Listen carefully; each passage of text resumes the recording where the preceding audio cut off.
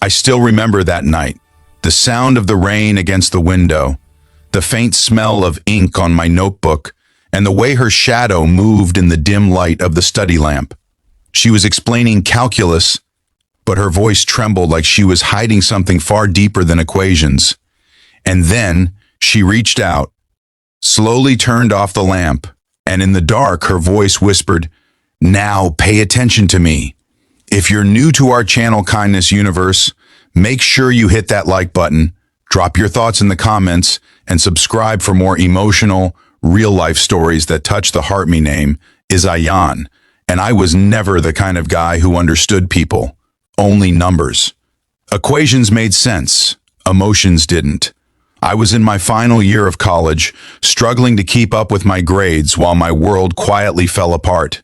My father had lost his job, my mother worked double shifts, and I was drowning under the pressure to succeed. That's when Sara came into my life. She was 27, graceful, and carried herself with a calmness that made even silence feel safe. She had been hired by the university as a part-time tutor, and when I first saw her, she was standing by the whiteboard, hair tied in a loose bun, glasses sliding down her nose, explaining something about limits and continuity to a class that didn't care. But I did. It wasn't because of her beauty, though she was beautiful. It was because there was something about her eyes. They carried stories, maybe pain, maybe strength, maybe both. After class, she called me out. "Ayan, you're struggling with the basics, aren't you?" I nodded, embarrassed. She smiled gently. "Come to the library tomorrow evening. I'll help you." That was the beginning. The library was almost empty that evening. Soft light fell through the tall glass windows as the sun disappeared behind clouds. She sat across from me, a cup of coffee beside her, explaining formulas with a patience that felt rare in this world. Every word she said seemed to hold warmth, and every time I looked at her, I forgot about my grades, my future, even my fears. But I noticed something too. Her smile would fade sometimes when she thought I wasn't looking. She'd stare at her phone for long minutes, then quickly turn it face down. There was a sadness there, quiet but heavy. One night while she was teaching me integration, she paused mid-sentence. Her eyes drifted toward the window, lost in thought. I asked, "Sara, ma'am, are you okay?" She looked at me, really looked, and said softly, "Do you ever feel like you were trying to fix everyone else's life, but no one sees how broken you are?" I didn't know what to say. That was the first time I realized behind every calm person is a storm no one sees, or sessions became frequent. Sometimes we talked about math. Other times, we talked about life. She told me she once wanted to be a painter but gave up after her father's death.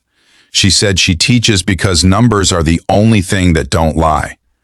I told her about my struggles, my parents, my fears of failing. One evening, as thunder rumbled outside, I was frustrated. I couldn't solve a single problem. I slammed my pen on the table. She looked at me calmly, walked to the lamp, and dimmed it until only her face was visible through the soft glow. "Breathe," she whispered. "You're not failing, Ayan. You're just fighting too much alone."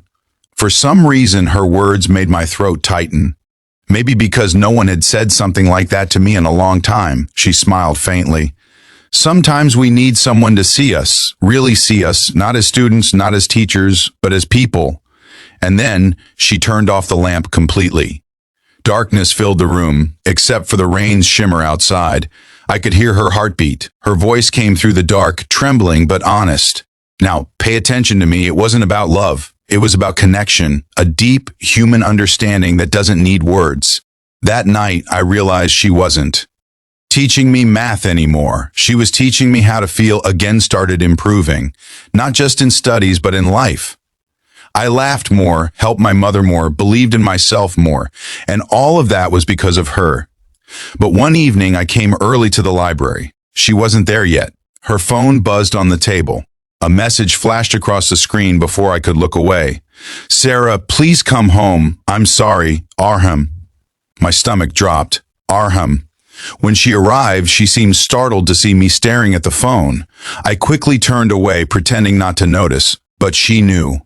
That night, she was quiet. Her hands trembled slightly as she wrote on the board. Finally, she put down the marker and said, "You saw the message, didn't you?" I nodded. She sighed deeply. "He's my husband, or was. We've been separated for a year." I didn't speak. I just listened as tears welled in her eyes. He used to tell me I was too ambitious, that teaching was a waste, that art was childish. One day, I woke up and realized I had become a stranger in my own home. She smiled bitterly. "And then I met you, a boy who reminded me what hope looks like." Her voice cracked. "You brought me back to myself, Ayan, and that was the night I realized. Sometimes the person who saves you is the one you were meant to save." The semester was ending. I had passed every subject, not with perfection, but with pride. On the last day of tutoring, I brought her a small canvas and some paints. She looked at them, her eyes filling with emotion. "You remembered," she whispered. "Always," I said. We painted together in silence, two people who had found healing in each other's brokenness. When it was time to go, she smiled softly. "Ayan, you don't need me anymore." I replied, "No, Sara. I'll always need what you taught me, not in books, but in life." Before leaving, she said one last thing that still echoes in my heart. "Sometimes love isn't about holding on. It's about helping someone remember who they." Before we move to the ending, if this story touched your heart even a little, take a moment to like this video, comment your thoughts, and subscribe to Kindness Universe.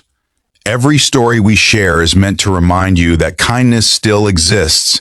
Even in pain a year later, I saw her again, at an art exhibition. She was standing before a painting titled "The Lamp in the Rain." When she saw me, her smile said everything words couldn't. She had finally returned to her passion. She was glowing, not because someone saved her, but because she had saved herself. I walked up beside her. "You did it," I said. She nodded. We both did. And as the lights reflected off the painting, I realized something. Sometimes a single moment, a single voice in the dark can change your entire life. She taught me that connection isn't about romance or possession. It's about two souls meeting at the right time, helping each other heal. And in that moment, I silently thanked her for turning off the lamp that night and showing me how to finally pay attention to life, because sometimes the most beautiful relationships aren't defined by names or boundaries. They're defined by the light they leave behind in your soul.